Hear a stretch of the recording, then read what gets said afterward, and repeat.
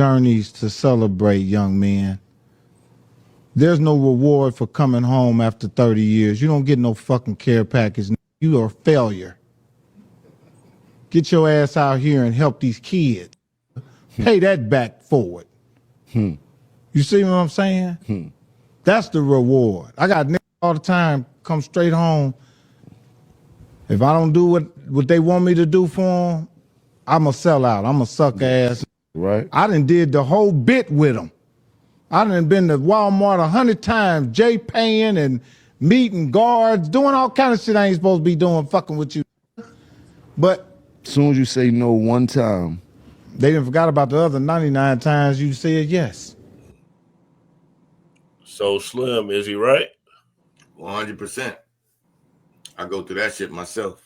Don't matter, how much you help somebody, they only remember when you don't. And I got a lot of ex-friends, ex-colleagues because of that reason. It's like, but at the end of the day, once you mature and you get older, start to wake up to a lot of bullshit out here, man. And that's basically where Mike is at. He done made some money. He done seen Hollywood. He done seen the gutter. He's seen both sides of the fence. So you become real numb to the bullshit once you get on that level. You know what I'm saying? Heaven, should we celebrate people coming home from prison? First of all, to the person in the comments, I'm not a fucking leftist. Far from a leftist. Not a Democrat either. I can't stand either side, honestly. Because neither side does anything for Americans, really. They just flap their wings. One side on each bird. You know what I mean? The fascist bird flies. And yes, Donald Trump has given illegal orders, and I can say that based on the fact that bombing ships in international waters is an illegal order, and those soldiers will be held accountable for that. Next time, send a fucking super chat if you're going to be dumb. I digress. What was that, Greg? It was basically should we celebrate people coming home from prison? So goes and does a long sentence. A lot of people praise that person, get that person money. Sometimes people even get put on a pedestal depending on what crime they committed. So I mean, I've always celebrated my friends coming home from prison, but I mean, as an adult, I don't think we should be, throwing them big parties because that's not the best thing to, put them in the right path. That's why, they get out, throw big parties, and then you end up right back in. I don't think is the best thing to do if you care about somebody who has just gotten out of jail. Well, I'm gonna play what he celebrating said. a loved one coming home is always amazing. For sure. I'm gonna play what his response was from all the backlash.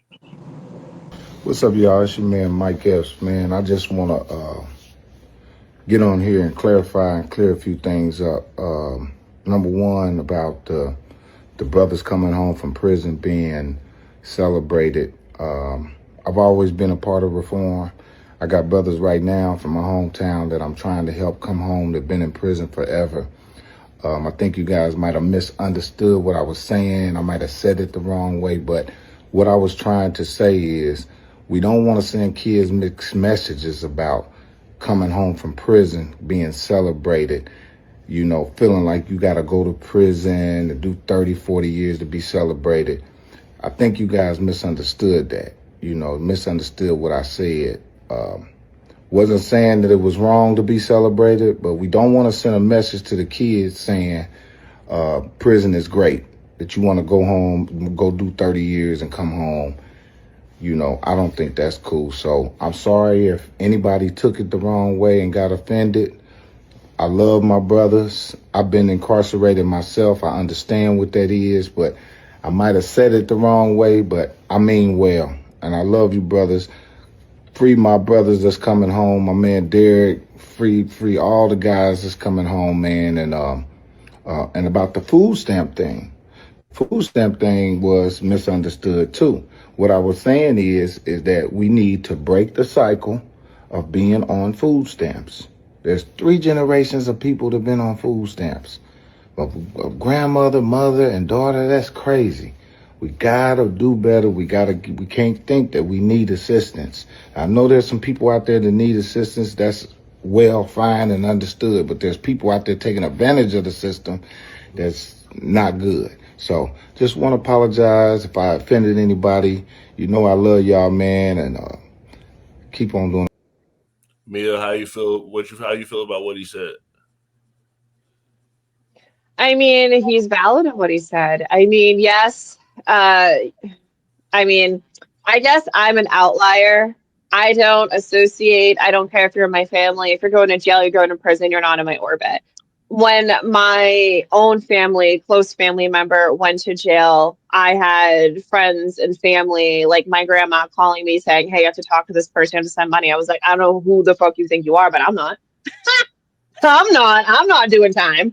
I didn't commit a crime. You're going to do the time, commit the crime. I don't want anything to do with it. I don't allow low vibrational beings in my space and my orbit. I don't think we should be pedestalizing anybody at all whatsoever. I think I come from a law enforcement family, so I just don't agree with it at all whatsoever. However, if you want to celebrate your family members coming home, that's good on you. But I think he has a valid point. Why there's a difference between being happy to see your family and sending a mixed message to children. And obviously there's that fine line there. And I don't see what he said about food stamps as a problem. There are generational curses that need to be broken. And within those families, they need to try to break those generational curses. And unfortunately, in our community, the poverty rate for married Black American couples is only 6.5%. That's it. 6.5% among Black married couples in the United States. That's it. But among Black single mothers, it's 31%. So it stands to reason that the easiest way to break generational curses is to push whole intact families and two incomes and asset acquiring to break this generational cycle. But until we have those honest conversations, we're going to continue to have more generations on food stamps because it's easier to propagate food stamps than it is to say, hey, we're not putting families first. That's what Asians do so remarkably well. They utilize barely any government assistance. They have like a marriage rate of like 99%. I mean, they have a college graduate, they have the highest college graduation rate, the highest intact family graduation rate, the lowest divorce rate, because they prop up family values. And it stands to reason that we should probably model our community more after them. And it would honestly fix every problem within our own community if we did. For sure. So that you brought up a good point. So this guy, Joel Santana, he gives some advice on fixing generational curses. And I